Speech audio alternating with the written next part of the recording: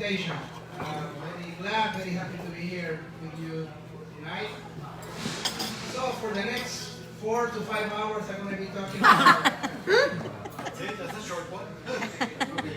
We're going to hear. No, actually, I'm just going to talk for about hopefully 20 minutes or so. What I'm going to do, I'm going to talk about how do I see the United States right now from my perspective. I was an insider, just as Maria said. I was in Washington, D.C. for over 12 years. I worked at the VHS. I was a contractor for CIA and for DIA. I was at the Pentagon for almost 5 years. I have to go back and forward to the Eisenhower building again and again for meetings with the national security staff, working with political appointees from the Obama administration. I have to work with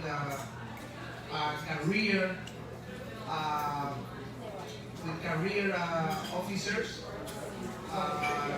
federal employees, and my experience over there helped me to create a vision of how Washington works, specifically how the deep state works, and how this one that Trump fought for many years worked. So that is basically my perspective. I was an insider from Washington, D.C. That later on, obviously, as Maria said, I became involved in politics and TV shows, YouTube, etc. So that is my unique perspective that I want to share with you. I can tell you this, a few years ago I was working in Madrid. I took a break from the swamp, I took a break from Washington, D.C. and I moved to Spain, where I lived for about 3 years. And while I was working over there, I was an advisor for large multinationals. I was doing security, international advisor for large multinationals that had corporations that have, obviously, they have headquarters in Spain, but they were internationally present in the north of Africa, in Mexico, in Argentina, many places. And at that time, it took us by surprise. We did not expect it back in 2016. We did not expect Trump's victory. So I felt like compelled to write a manifesto explaining Trump's victory. You can Google it. I recommend it so you can, whatever I'm telling you tonight, you can read it at your own pace, slowly, later on when you have time. Trump, the Frankfurt School, and the counter-revolution. So you can Google Ron Aledo, Trump, the Frankfurt School, and the counter-revolution. You can read my manifesto.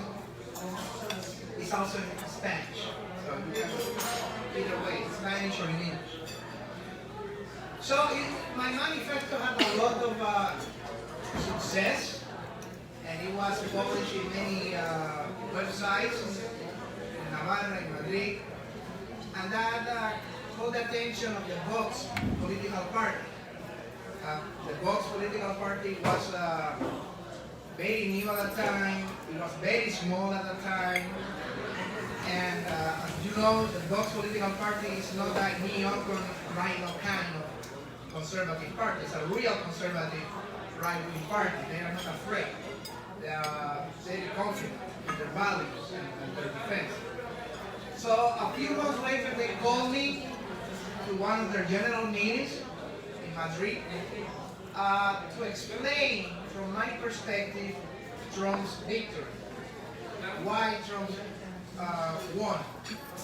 And basically what I explained over there was a big picture. I was a strategic analyst at the CIA and the DIA. I was usually explaining the big picture, the VIPs and the Pentagon.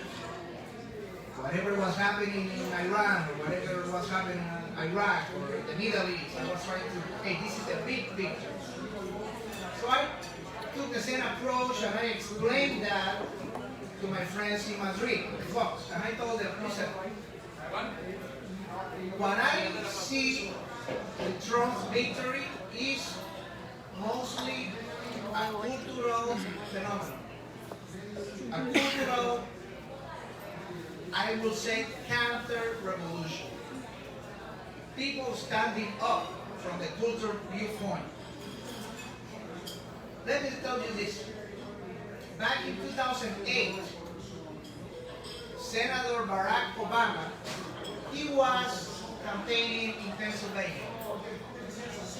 And he had no problem at all campaigning on East Pennsylvania, in Philadelphia.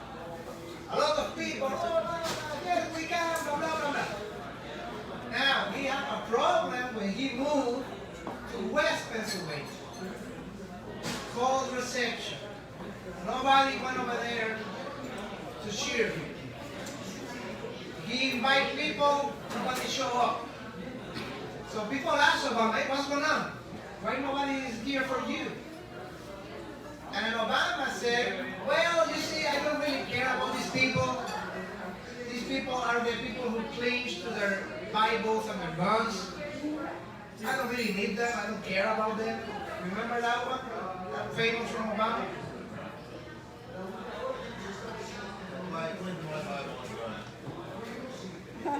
So, basically that tells you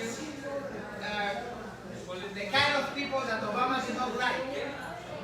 The kind of people that Obama thought, hey, I cannot get support from. And he was very right. That people that cling to their Bibles and their guns are the people that did not accept Obama. Because they were in a completely different cultural level, sociological level, political level, ideological level. Well, what happened? Obama won. You know that. It was not that hard for him to win because, let's face it, he faced two of the worst candidates that the Republican Party can ever send to a presidential race. Rhinos, neocons, John McCain, and Mitt Romney, also known as Pierre the Elector. And you know what I mean. It was not that hard for Obama. What happened when Obama came into power?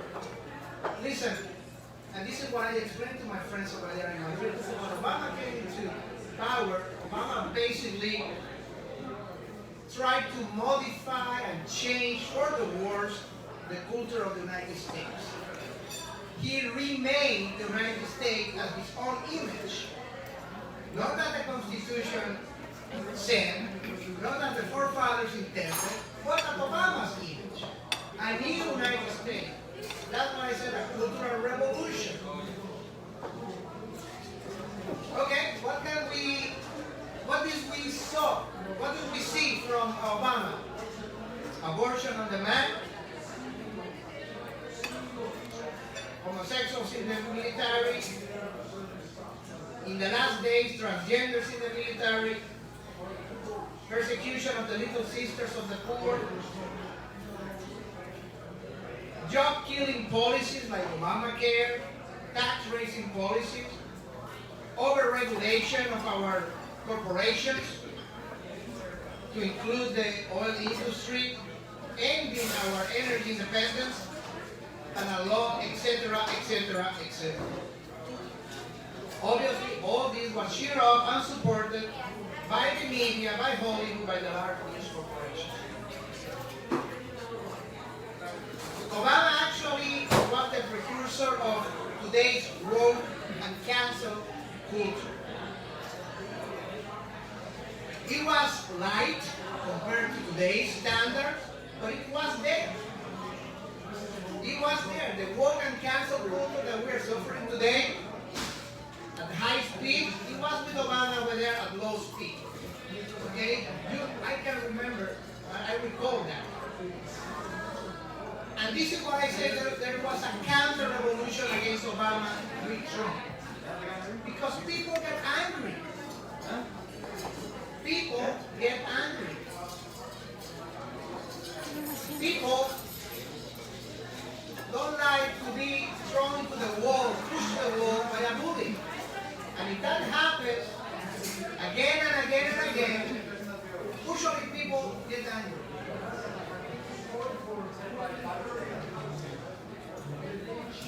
That's what I call lack of freedom. You cannot act, you cannot think, you cannot behave as you want, because then you're going to hate it.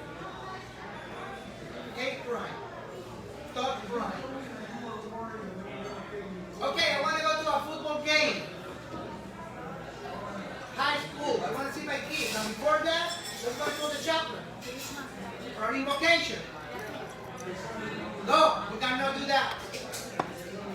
You can't do that because, you know, that's hateful. That's disrespectful to the non-believers, to the atheists. You cannot do that, okay? Okay, let's go and say Merry Christmas and Happy New Year. Hey, you cannot say that. You cannot say Merry Christmas anymore. You need to say Happy Holidays. Kwanzaa, or whatever the heck that.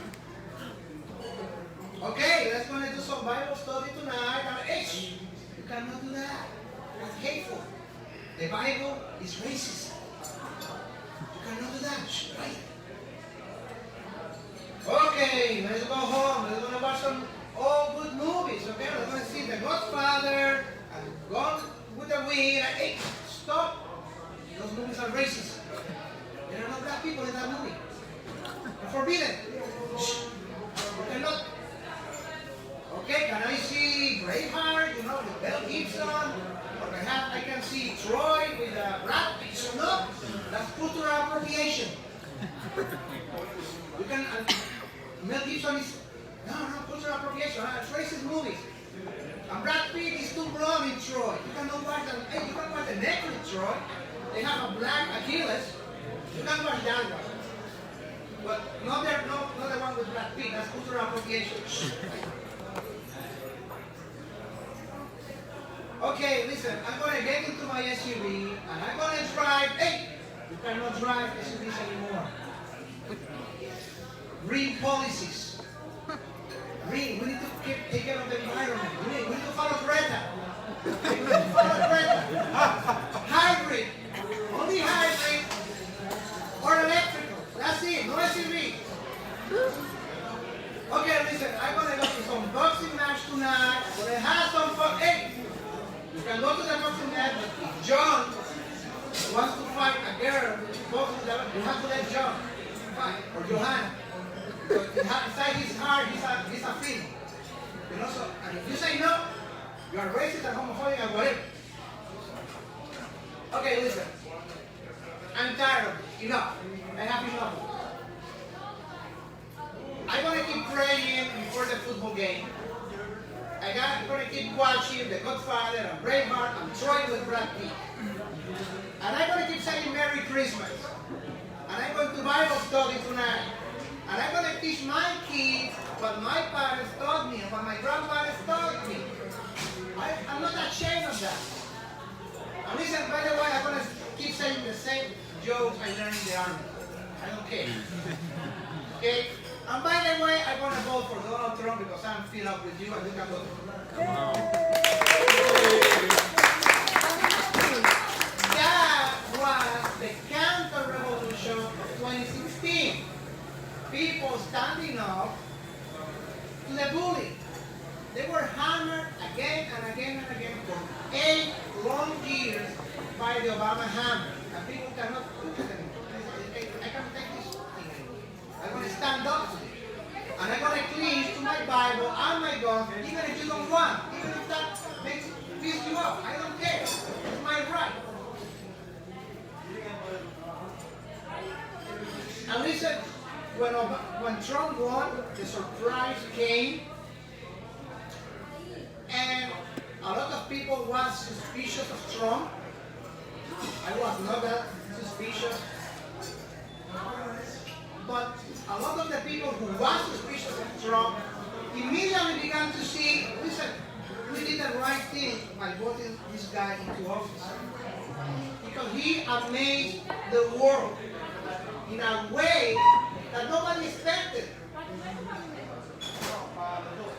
Let me tell you a secret. You know how good usually a political candidate is? hatred of the left. If the left hates you a little, perhaps you're not that good. If the left hates you to death, oh boy, perhaps you are very good.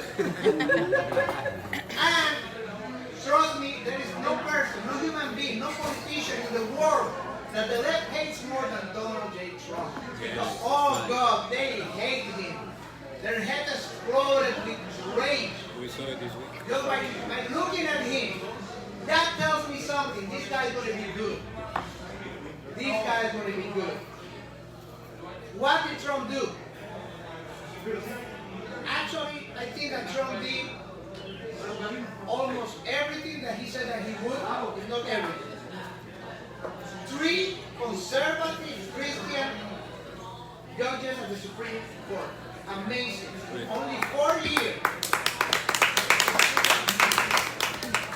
The dictatorship of the left on the Supreme Court is over. That was over under Trump.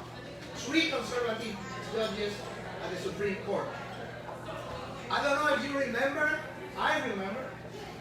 Back in 2017, Trump went to Poland. And over there in Poland, Trump gave one of the most amazing speeches ever. That a politician, not only an American politician or American president, but European politician, Western civilization politician had ever done. What did Trump say in Poland in 2017? He said we should not be ashamed of the Western Christian civilization. This is our civilization. We should love and embrace our civilization. That people that we should hate ourselves, we should hate our heritage, hate our history, hate where we come from, hate our values, our roots. Listen, they are wrong. We should embrace our civilization. Those were, I'm paraphrasing Trump's word in Poland. And that was one of the most amazing speeches ever. He said that we are the civilization of the symphony. We are the civilization of Michelangelo. We are the civilization of Shakespeare, of Cervantes, and Da Vinci. We are the civilization of the Great Cathedral. We are the civilization of Beethoven and Mozart, and Pasteur, and Santa Teresa, and Calderón de la Barca. We are that. That's where we come from. We are the product of thousands of years of Judeo-Christian values, of civilization, of universities, of education. And we should not be ashamed of that. We should embrace that. That is the same as poking 2 eyes on the Pelosi, perhaps, again and again and again and again to death, because that hurts the left like you cannot imagine. That speech on Poland was just a preview of what was to come, and what came was great. He defended life like no American president have defended, perhaps ever since Reagan. He defended family. And listen, he was not alone. Thousands of retired generals supported him. The transgenders don't belong into the army. He stopped Obama's persecution of the little sisters of the poor. He removed guys dressed as girls from the bathrooms of our daughters. He did not begin any new war. Hillary Clinton, one of her promises, I remember, one of her promises back in 2015 was, in 2016, if I win, we're going to take down Russian planes over Syria. And the chairman of the Joint Chiefs went to the Congress. What does that mean? If we do that, well, that means that we're going to nuclear war with Russia. Okay? But we're going to begin World War III. We're going to begin nuclear war with I don't know how many hundreds of dead, if we survive at all. We're going to destroy Paris, and London, and New York, and Chicago, and Moscow, and Madrid. We're going to blow them all just to defend some so-called democratic insurgents in Syria Democratic until they got their money and the guns. Once they got the money and the guns, Allah Akbar! So, in order to defend those dudes, Hillary Clinton went to begin World War III. He did not do that. He was not crazy enough to do that tres cifrado thing that Hillary Clinton wanted. He completed so many processes of peace in the Middle East.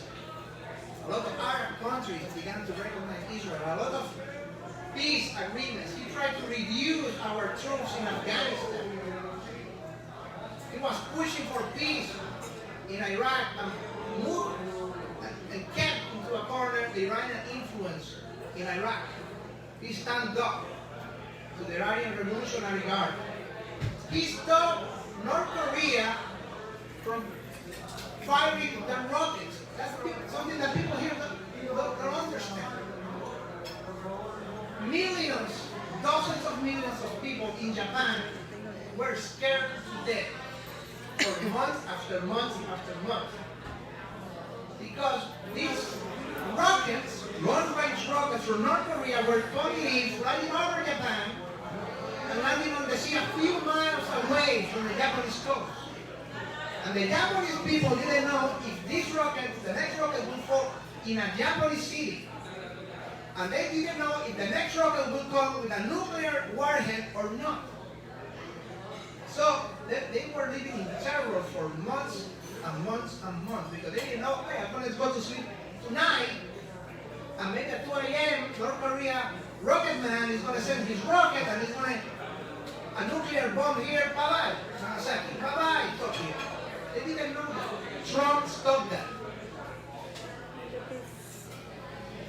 And before COVID came, the Chinese virus came, the Chinese virus, the Wuhan virus came, Trump gave us one of the strongest economies ever in the United States.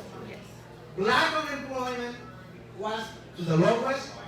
Hispanic unemployment, overall unemployment was to the lowest. The economy was booming, production was booming, GDP was booming. He gave us one of the best. And this is also very important. After the Chinese virus came, you will not hear this in CNN or anything like that, one of the propaganda outlets out there. But Trump produced dozens of millions of masks. He used the federal power, the power of the federal government, the Production Act, to give us millions of masks, to give us dozens of thousands of ventilators that saved the life of dozens of thousands of people. And Warp Speed, Operation Warp Speed, gave us a medical miracle. We had not only one, but 2 Trump vaccines in less than 9 months, a process that usually takes up to 4, 5, 6, 7 years. And no, it's not the Biden vaccine, it's the Trump vaccine. And he gave us that. He spent over $20 billion of the federal government. He cooperated and worked with the pharmaceuticals, and he's saving lives all around the world. Of course, Biden now, the puppet Biden is, I did it. No, it's bullshit, it's nothing.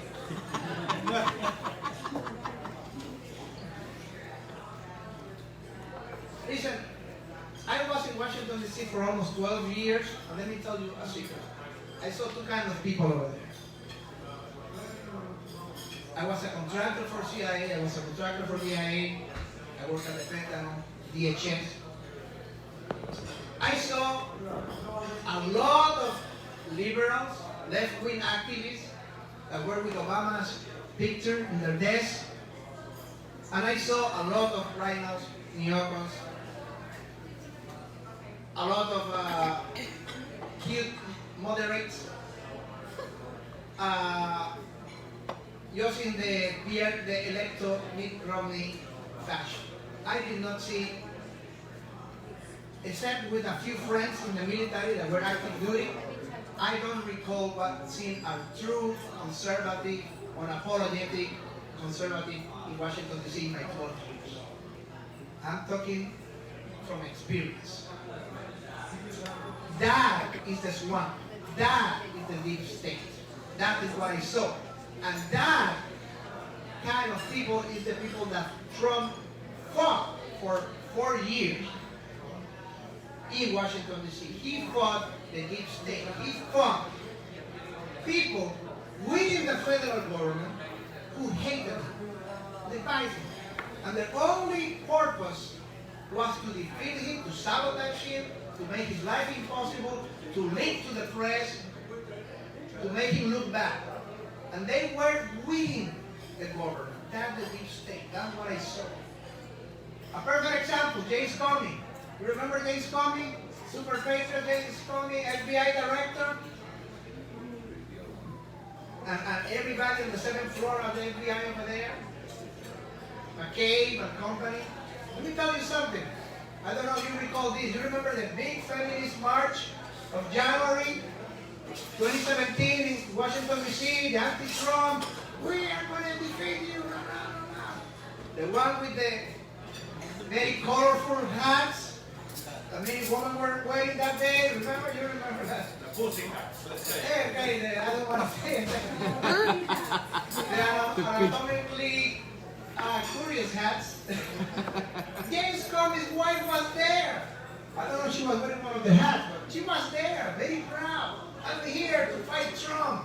I hate Trump. We will defeat Trump. And James Comey was still the FBI director. So if that is his wife, can you imagine what ideology and where James Comey was? Just by watching his wife, you can say that James Comey only purpose on life at that time, and everybody, McCabe and Sorg and everybody, was to defeat Trump. Paul Ryan's wife was also very liberal. The Speaker of the House didn't help him at all. Those are the rhinos. Those are the rhinos. A lot of rhinos over there. That was the deep state. And you remember how in 2017, immediately after Trump took office, suddenly CNN, the Washington Post, the New York Times began to have this access to classified information, to the intelligence community. The leaks came and came and came. That was the deep state. Intelligence people and the intelligence community looking for anything that can make look bad Trump. Trump here, under the table, giving that to the press. That was the deep state. That is what the attack against General Flynn. That was the deep state that I saw. But then, all the attacks that we saw from 2017 and forward, from the press, from the New York Times, from Hollywood, the marches, the culture, the education system, the indoctrination camps that we call today universities. We thought, okay, everybody's here doing war against Trump. And people look at us and say, hey, that's not true. That's a conspiracy theory. And we saw the Russian hoax and the Ukrainian gate hoax. This is a conspiracy against Trump. It's not our conspiracy. You are doing war against Trump. And then they explode to the end, the coronavirus, the China virus. And let's say that Trump lost the election. They never wanted to do the forensic audit of the ballot, of the mail-in ballots. Let's see what happened to that. But let's assume that Trump lost. We said, well, this was a conspiracy. This was an operation against Trump. And you say, you're crazy. That's a conspiracy theory of the right wingers. Let me tell you something. I was amazed to see in the Times this confession, this Times article that came 2 weeks ago, where they confessed, yes, we did it. We together with all the press, with all the media, with CNN, with Hollywood, with the social media, with Facebook, with Twitter, we all got together, we all got synchronized, and we all attacked Trump to defeat Trump. That was our purpose. The censorship, the propaganda. One of my alma maters is the U.S. Army John F. Kennedy Special Warfare School, Fort Bragg, North Carolina. Over there we learn science. We learn mass operation, influence operation. And I can tell you this, I can recognize a science propaganda operation when I see one. And the American people was played. The American people was brainwashed. The American people was played like I have never, anything I ever seen. Yes, there were great science operations in the Second World War. Propaganda operations. You can see that. I mean, the Soviets were good in deception. They were great with psyops. They were great lying. You can see that everywhere, okay? The Nazis did it. The Soviets did it. Here in Latin America, in Hispanic America, we can see great propaganda, left-wing, communist, socialist propaganda every day. El Servicio Cubano de Inteligencia, they are extremely good, brainwashing people. You recall Gramna, Prensa Latina, all this stuff happening in Chile, the riots, the fake peace process in Colombia. You can see all that. Let me tell you something, another secret. El Servicio Cubano de Inteligencia behind all of that. And they are there good. They are that good. They are trained by the Stasi, trained by the German intelligence. And every time that you see a revolutionary with the Che Guevara thing in Ecuador or there, trust me, they are taking instruction from the Servicio Cubano de Inteligencia, being financed by Maduro, the bus driver, and that's why they are. I have seen all those kind of psychological operations, propaganda operations. But this is the thing, nothing like that compares to what we saw here in America for the last 3 years. The American people were played by the greatest, most expensive, more complete, more gigantic psychological operation, brainwashing propaganda operation ever in the history of the world. That is what was behind the puppet sleepy Joe Biden. So, what is to come now? What can we expect now? Well, we are already seeing it. We are already seeing it. Sadly, we are seeing what's going on when you put this puppet. I mean, and Joe Biden, he doesn't know where he is. He just signed whatever paper they put in front of him, and he's reading the teleprompter, and that's all he does. I mean, the poor man, I mean, he should be retired 10 years ago. He doesn't know where he is. He doesn't know what he's doing. Stand here. What is this? He doesn't know stand here. That's all he does, okay? But the puppeteers, the people who manage Joe Biden, those are the dangerous ones. And those are the ones who write these papers, they put this paper in front of him, and he signs these papers. Those are the dangerous ones. The new Green Deal will destroy our energy independence. Already thousands of union workers out of job. Keystone Pipeline is passed. Now you will see men competing against girls in sports in high school, otherwise they will not get funds. God forbid, boxing and wrestling and track and field and whatever. And you cannot say no. You say no. Hatred. Even more, now you will see guys showing their genitals to the girls in the bathrooms. And you cannot oppose that. Oh, hatred.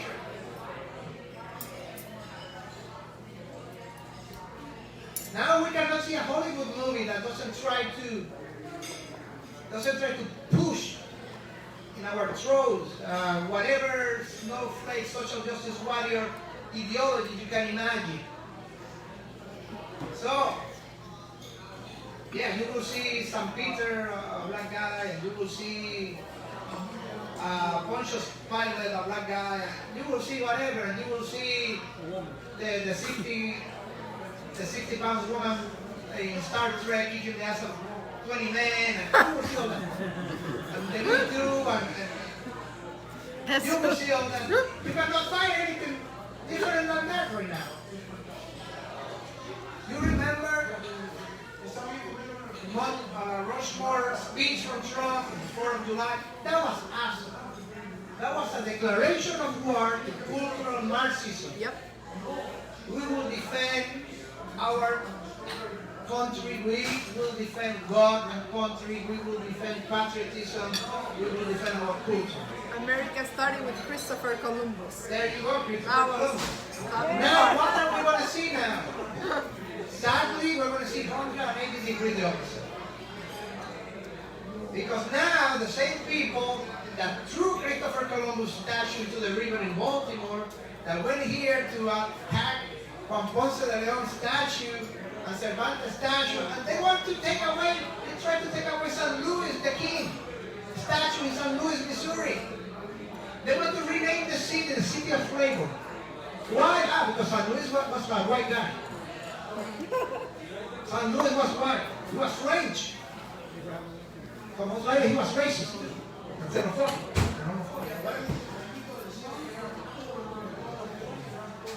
California, San Junipero. Everything. That people are the one, the puppeteers of Joe Biden. And they will come after our culture, they will come after our heritage, they will come after our heroes, they will come after our folklore. Yeah, history. Biden also is going after our guns. Yep. The Second Amendment. Listen, one of the rights that we have here in America is that you can defend yourself and you can defend your family from the criminals. And that's a right. It's a natural right. Self-defense. Now that's Biden, obviously, and you remember the Irish dude from Texas. What's his name? There you go. Beto O'Rourke, the idiot Irish dude from Texas. That dude wanted to confiscate all the weapons, and he's the one now behind Joe Biden agenda. What he wants to do, he wants to open liability cases for the gun manufacturers. Okay, so let's gonna move that logic to cars. I get drunk, I get in my car, I have an accident. Now, because I have an accident and I injure somebody, or God forbid somebody die, now they can sue the Ford Corporation. There was an accident with a car that you made, Ford, so now you have to pay. Okay, but why is Ford's Corporation's fault that I got wrong, I misused my car, and I have an accident? So it's the same logic. If an evil person takes a gun, if an evil person makes a crime with that gun, now they're going to sue Smith & Wesson. They're going to sue whatever Mossberg, or they're going to sue whatever one manufacturer. Why? Because they used your gun for a crime. They're liable. What the heck are they smoking? That is what the attack they're coming. They are coming after our right to self-defense. They are coming after the Second Amendment. They are coming after the Constitution. And if a terrorist take a car and the terrorists use the car as a weapon, what are they going to do? Are they going to sue Chevy? Oh, they use a Chevy truck for that. The same logic. It makes no sense.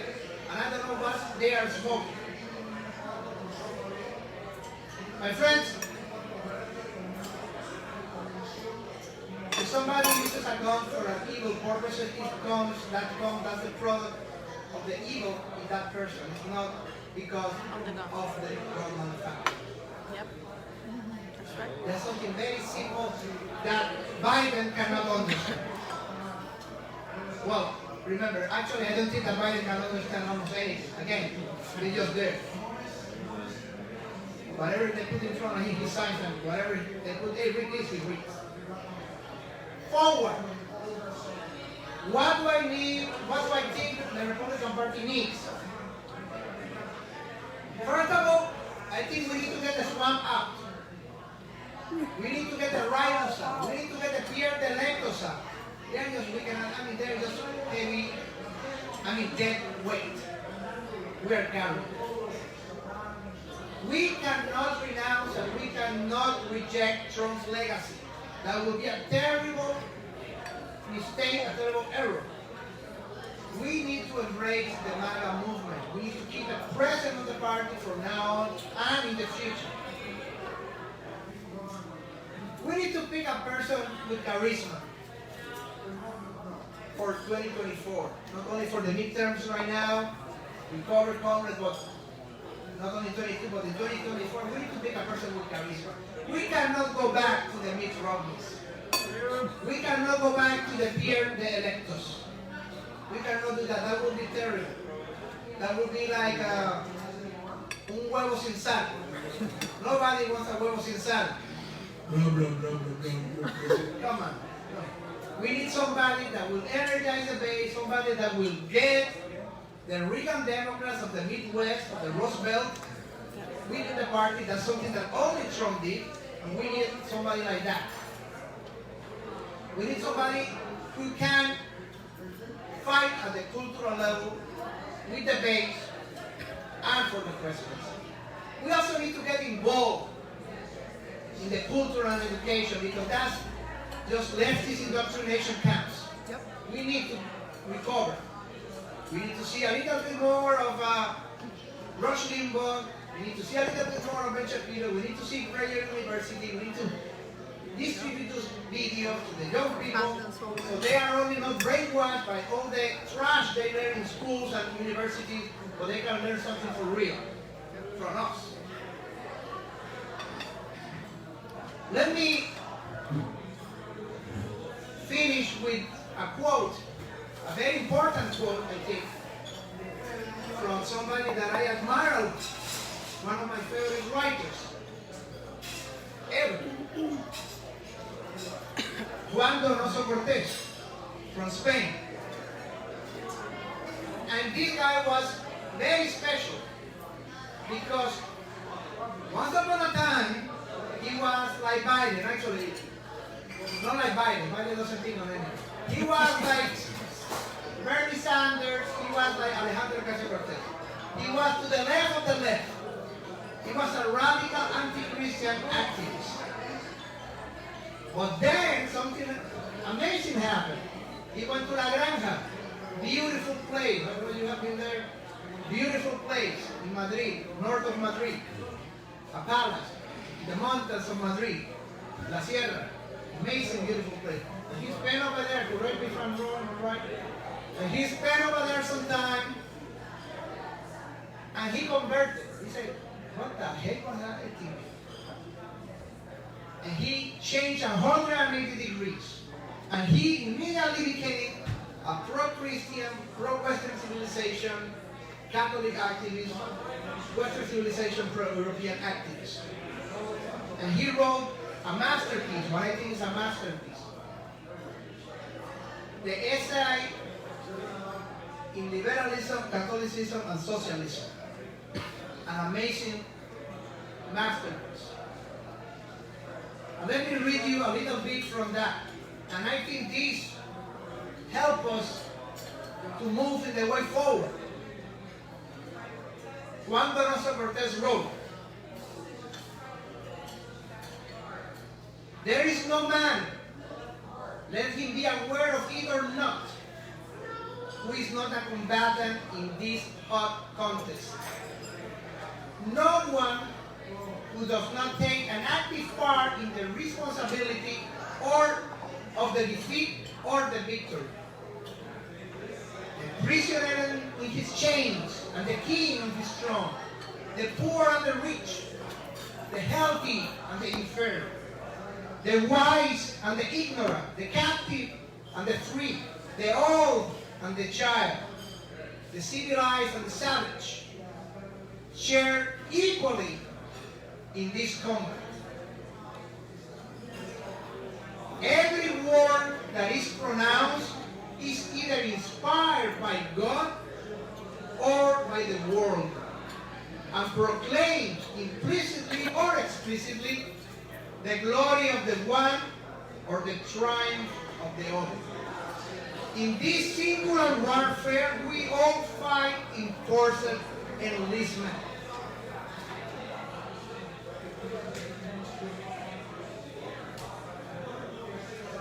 Here there is no system of volunteers. In this warfare, all men, born of woman, are soldiers. And do not tell me that you don't wish to fight. For that moment, you tell me that you are already fighting. Nor that you don't know which side to join. For while you are saying that, you have already joined a side. Nor tell me that you don't wish to remain neutral. For while you thinking to be so, you are so no longer. Nor that you want to be indifferent, for I will laugh at you, because on pronouncing that word, you have already chosen your part. Don't tire yourself in seeking a place of security against the chances of war, for you tire yourself in vain. This war is extended as far as space and prolonged at all times. In eternity alone can you find rest, because there alone there is no combat. But do not imagine, however, that the gates of eternity shall be open for you, unless you first show your wounds and scars. Those gates only open for those who fought here the battles of the Lord, and were, like the Lord, crucified. Back in the 90s, my friends, the great man Buchanan lost the primaries to Bush the first. And I think the great man Buchanan was one of the greatest politicians and intellects, historian. He was advisor to Nixon, advisor to Reagan. But he said something inspiring. He said, my friends, our time will come. Don't despair, our time will come. And guess what? In 2016, our time came. 95% of the MAGA movement, of the Trump agenda, was that Buchanan's agenda. Took time, but it came. As a Christian, I think that we have one advantage, that I have an advantage, that we all have an advantage over non-believers, and it's this. We know how the book ends. We already know the last page of the book. With God's help, we will win. I don't know, as it's time, He will tell us the time, but with God's help, we will win. With God's help, we will make America great again. We will make the Western civilization great again. That's our hope, our faith. Thank you very much.